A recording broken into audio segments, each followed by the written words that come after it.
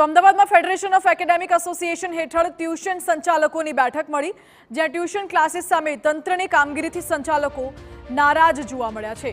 અમદાવાદમાં 50 tuition ક્લાસીસો seal કરવામાં આવતા સંચાલકોમાં રોષ જોવા મળ્યો। ટ્યુશન સંચાલકોને હેરાન કરવામાં આવતા હોવાનો આક્ષેપ પણ કરાયો।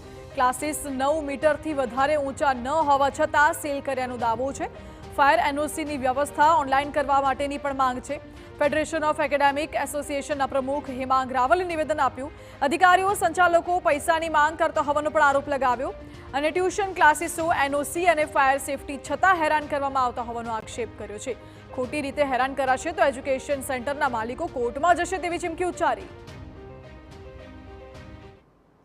5000 સ્ક્વેર ફૂટથી મોટું હોય તો જ એને એનઓસી લેવાની છે, છતાં પણ ફાયરના અધિકારીઓ અને ખાસ કરીને જે પ્રાઇવેટ એફએસઓ નિમેલા છે, આ એફએસઓ અમારી સંસ્થાઓમાં આવે છે અને 15000થી 25000 સુધીની અઘટિત માગણીઓ કરી રહ્યા છે। સરકારને અમે ધ્યાન દોરવા માગીએ છીએ કે અમે દરેક નીતિ નિયમનું પાલન કરીએ છીએ, પરંતુ આવા પ્રકારના ભ્રષ્ટાચારી લોકો જે અમારી જોડે અઘટિત માગણી કરે છે।